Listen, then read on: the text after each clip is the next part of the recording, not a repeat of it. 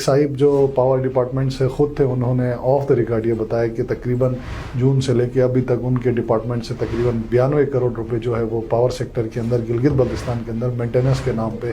اب تک سو فار وہ ایکسپینسز کر چکے ہیں. اس کیا بہت سارے پیجز سو کالڈ جو سوشل میڈیا کے اندر چل رہے ہیں، کیا وہ ریگولرائز ہیں یا ان کے کوئی ڈاکومنٹیشن ہے؟ 2 گھنٹے ملتی تھی تو اب 1.5 گھنٹے ہو گئی ہے، پہلے لوگوں کو 2.5 گھنٹے ملتی تھی تو ابھی 2 گھنٹے ہو گئی ہے. یعنی اس کے بعد سے لوگوں کی زندگیوں میں کوئی خاطر خواہ سہولت نہیں ملی ہے. بجلی کی 2.5 ارب روپے کو اگر آپ ڈیوائڈ بائی 4 لاکھ کریں تو کم از کم 2-2.5 لاکھ گھرانے تقریباً لوگ بینیفیشریز بن جاتے ہیں، جو اس سال جو ہے وہ اسی پیسوں سے جو ہے سولر پہ کنورٹ ہو جاتے ہیں. اور آفیشیلی ڈاکومنٹس میں بتایا گیا تقریباً 1 ارب 20 کروڑ روپے کی لاگت سے 6 میگا واٹ بنایا گیا، جس کی اس وقت سردیوں میں پروڈکشن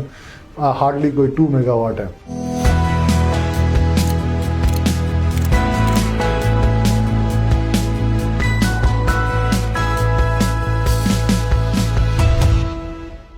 بسم اللہ الرحمن الرحیم. السلام علیکم. گلگت میڈیا نیٹ ورک کے ساتھ میں ہوں شاہد ندیم. ناظرین، ہم دیکھ رہے ہیں کہ گلگت بلتستان کے اندر نہ صرف اسی حکومت میں بلکہ گزشتہ 2-3 جو حکومتیں گزری ہیں اس میں بھی گلگت بلتستان کے اندر جو میجر ایشو تھا وہ پاور کرائسس تھا. خالد خورشید خان صاحب کے دور میں بھی ہم نے دیکھا کہ خاطر خواہ جو انرجی سیکٹر ہے اس کے اوپر کوئی خاص پلاننگ نہیں کی گئی، اس کے اوپر کوئی خاص انویسٹمنٹ نہیں کی گئی. اور اسی طرح حاجی گلبر خان صاحب کی حکومت جب سے آئی اب بھی ہم دیکھ رہے ہیں کہ ابھی تک سو فار انرجی کے جو منصوبے ہیں ان کے اوپر کوئی کام نہیں ہوا. اور انیشیلی پچھلے دنوں ہم نے دیکھا کہ سوشل میڈیا کے اندر وفاقی حکومت کے ساتھ ان کی ایک بیٹھک ہوئی ہماری صوبائی حکومت کی. اس کے بعد گلگت بلتستان کے اندر جنریٹرز لگا کے لوگوں کو اضافی بجلی دینے کے اوپر احکامات جاری کیے گئے. لیکن ہم دیکھ رہے ہیں کہ جب سے یہ جنریٹر چلائے گئے تب سے لے کر اب تک ایون بہت سارے شہریوں کا سوشل میڈیا کے اوپر لکھتے ہیں یا اپنے نجی محفلوں میں اکثر وہ ذکر کرتے ہیں کہ جب سے جنریٹر چلے اس کے بعد بجلی کا جو پہلے 2 گھنٹے ملتی تھی تو اب 1.5 گھنٹے ہو گئی ہے، پہلے لوگوں کو 2.5 گھنٹے ملتی تھی تو ابھی 2 گھنٹے ہو گئی ہے. یعنی اس کے بعد سے لوگوں کی زندگیوں میں کوئی خاطر خواہ سہولت نہیں ملی ہے. بجلی کی جو پہلے سے پیداوار تھی اس سے زیادہ کمی ضرور ہوئی ہے. اور اس کے برعکس ہم دیکھیں تو جو پاور سیکٹر کے اوپر ہمارے جو اخراجات ہیں وہ سالانہ بڑھتے جا رہے ہیں. یعنی پچھلے دنوں ایک صاحب جو پاور ڈپارٹمنٹ سے خود تھے، انہوں نے آف دا ریکارڈ یہ بتایا کہ تقریباً جون سے لے کے ابھی تک ان کے ڈپارٹمنٹ سے تقریباً 92 کروڑ روپے جو ہے وہ پاور سیکٹر کے اندر گلگت بلتستان کے اندر مینٹیننس کے نام پہ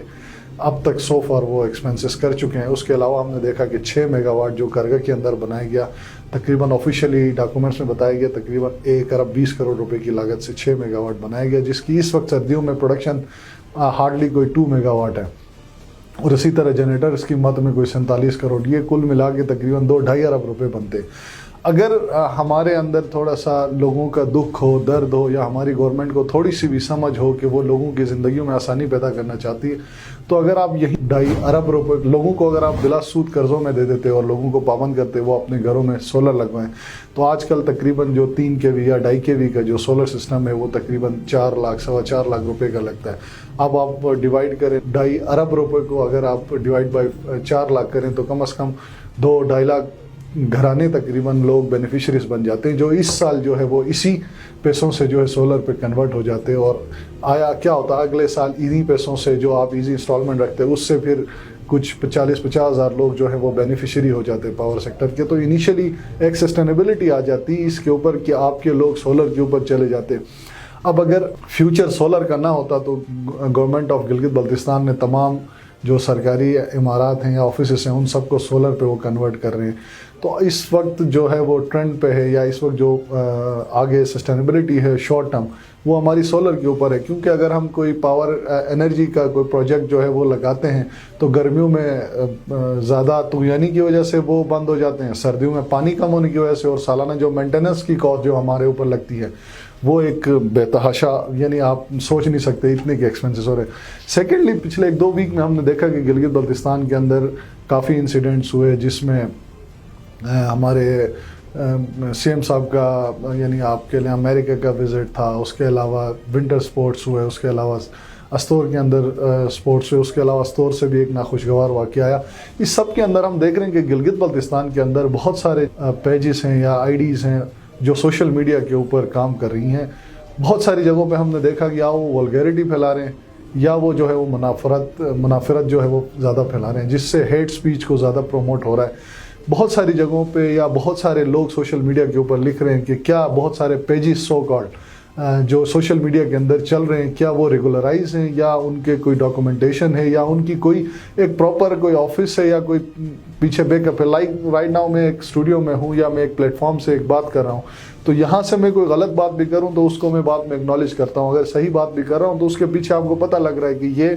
فلاں کی پلیٹ فارم ہے یا اس کے پیچھے یہ لوگ کام کر رہے ہیں۔ اسی طرح بہت سارے گلگت بلتستان کے اندر آج کل ہر دوسرا بندہ جرنلسٹ بنا ہوا ہے، ہر دوسرا بندہ پیج بنا کے جو ہے ویورشپ کے اوپر یا لائکس اور ان کے فالوورز کے اوپر بہت ساری ہیٹ سپیچ اور جو مس انفارمیشن ہے اس کو زیادہ لیڈ کر رہا ہے۔ تو اس حوالے سے بھی حکومت گلگت بلتستان کو بھی سوچنا چاہیے اور یہاں کے لوگوں کو بھی سوچنا چاہیے کہ جو بھی لوگ سوشل میڈیا کے اوپر کوئی انفارمیشن دے رہے ہیں یا کوئی مواد شیئر کر رہے ہیں تو اس کے پیچھے دیکھنا چاہیے کہ یار اس کے پیچھے اس کے ذاتی کوئی مفاد ہے، یعنی اس پیج کو اس ویڈیو کے برعکس کو لائکس چاہیے، فالوورز چاہیے، ویورشپ چاہیے، یا وہ واقعی میں کوئی انفارمیشن دے رہا ہے کہ وہ انفارمیشن دینی چاہیے۔ کیونکہ ہم لوگ دیکھ رہے ہیں کہ اکثر کوئی ایونٹ ہوتا ہے، کچھ ہوتا ہے تو وہاں سے آپ کو کوئی خاص ولگیرٹی یا کوئی خاص ہیٹ سپیچ ہو یا کوئی خاص مس انفارمیشن ہو تو وہ سب سے پہلے بہت سارے لوگ ہائی لائٹ کرتے ہیں، اور جہاں انفارمیشن دینے کی ضرورت ہو، جہاں اویئرنیس دینے کی ضرورت ہو وہاں پہ یہ سارے لوگ آپ کو نظر نہیں آتے۔ تو اس حوالے سے حکومت گلگت بلتستان کو بھی چاہیے کہ گلگت بلتستان کے اندر جو ڈیجیٹل چینلز ہیں ان کی کوئی لسٹنگ کرے، ان کی کوئی رجسٹریشن کرے۔ آیا وہ بہت سارے اور اداروں سے رجسٹرڈ ہیں آلریڈی، SCCP ہے یا دیگر جو ادارے ہیں ادھر سے۔